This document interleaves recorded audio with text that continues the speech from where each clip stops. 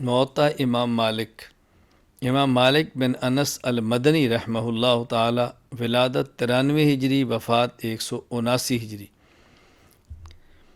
حضرت امام مالک رحمہ اللہ تعالی موطا امام مالک کے آخر میں کتاب الجامع باب اسماء النبی صلی اللہ علیہ وسلم لائے ہیں۔ وبی قال حدثنی مالک عن ابن شہاب عن محمد بن جبیر بن مطعم رضی اللہ تعالی عنہ وعنہم ان النبی صلی اللہ علیہ وسلم قال لی خمسۃ اسماء انا محمد وانا احمد وانا الماحی الذی یمحو اللہ بی الکفر وانا الحاشر الذی یحشر الناس علی قدمی وانا العاقب۔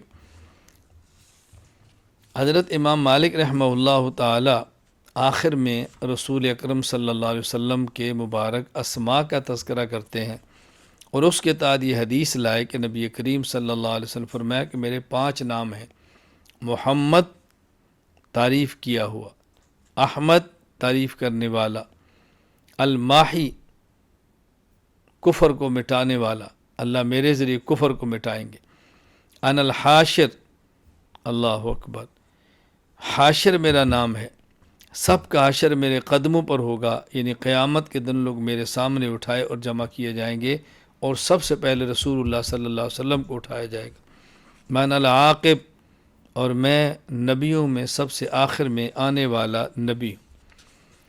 یہاں ایک بات کو ذہن نشین فرما لیں کہ نبی کریم صلی اللہ علیہ وسلم کے جو یہاں 5 نام کا تذکرہ ہے، اس کا معنی یہ نہیں کہ صرف آپ کے 5 نام ہیں۔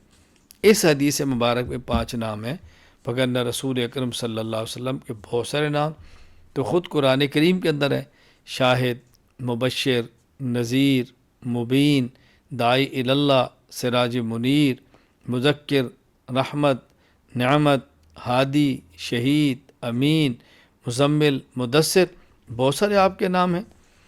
اچھا، اسی طرح صحیح مسلم میں روایت موجود ہے، حضرت ابو موسیٰ اشعری رضی اللہ عنہ فرماتے ہیں کہ رسول اکرم صلی اللہ علیہ وسلم نے خود یسمی لنا نفسہ، آپ نے نام خود، آپ نے جو نام بیان فرمائے اس کے اندر کیا تھے: انا محمد و احمد والمقفی والحاشر و نبی التوبہ و نبی الرحمہ۔